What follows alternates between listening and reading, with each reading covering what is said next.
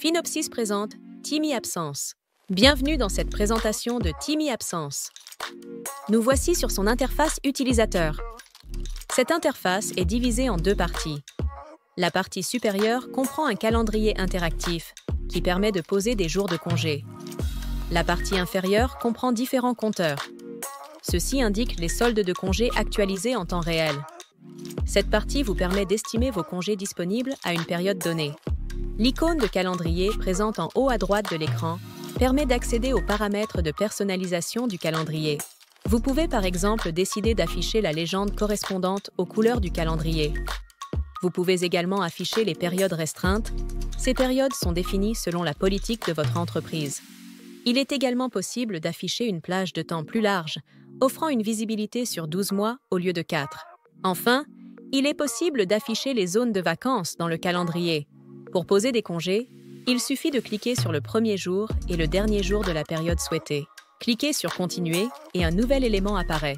Cette grille de répartition intelligente permet de solder les comptes en fonction de leur date d'expiration. Vous pouvez toujours modifier la répartition si vous le souhaitez. Cliquez sur le bouton « Envoyer la demande » pour confirmer. Une notification de confirmation s'affiche alors à l'écran. Un mail est automatiquement envoyé à l'utilisateur, un autre au manager.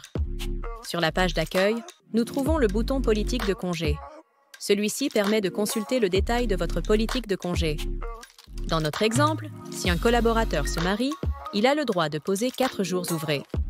Le collaborateur devrait alors sélectionner la période correspondante en suivant la même méthodologie que montrée précédemment. Il faut ensuite cliquer sur « Choisir un autre compte » et sélectionner « Mariage ». Un pictogramme d'alerte s'affiche alors pour rappeler au collaborateur de transmettre le justificatif au service RH. L'historique des demandes est accessible depuis la page d'accueil. La fenêtre qui s'ouvre permet notamment au collaborateur de suivre le statut de ses demandes. Ce dernier pourra également ajouter un justificatif via cet espace. Nous voici désormais sur l'interface Manager de Timmy Absence. Cette interface contient le menu Approbation. Celui-ci n'est pas présent sur la version utilisateur. La page associée contient les demandes que le manager a à traiter.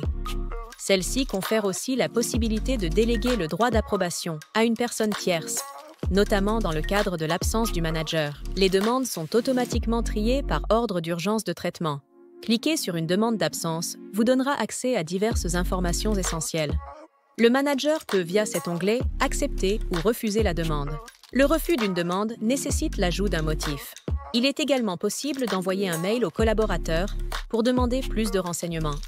Un message s'affiche sur la demande lorsqu'un collaborateur du même département est absent durant la même période. Le manager peut accéder au planning directement via cette interface. Celui-ci pourra approuver la demande de congé directement depuis le planning. Il aura également la possibilité de créer des groupes de collaborateurs. Le manager pourra ainsi consulter le planning d'absence groupé des collaborateurs sélectionnés. L'onglet « Actions à réaliser » correspond au tableau de bord de l'administrateur. Cette interface met en avant les éléments à régulariser. L'administrateur peut effectuer plusieurs actions rapidement depuis celle-ci. L'onglet « Approbation » permet à l'administrateur d'approuver les demandes des collaborateurs qu'il manage. Celui-ci lui permet également d'approuver les demandes des autres managers.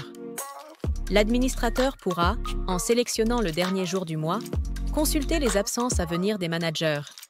Il lui sera alors possible d'approuver les demandes à la place du manager ou de déléguer cette capacité à un autre manager. L'onglet Export regroupe les exports paie et les exports d'arrêt de travail. Concentrons-nous sur l'onglet Export paie. Le fichier d'export peut être paramétré de sorte à être compatible avec le format d'import de votre logiciel de paie. Sur la partie droite de l'interface, l'administrateur retrouvera l'historique des exports réalisés. Pour en savoir plus, vous pouvez suivre ce lien ou nous contacter à information@finopsis.fr.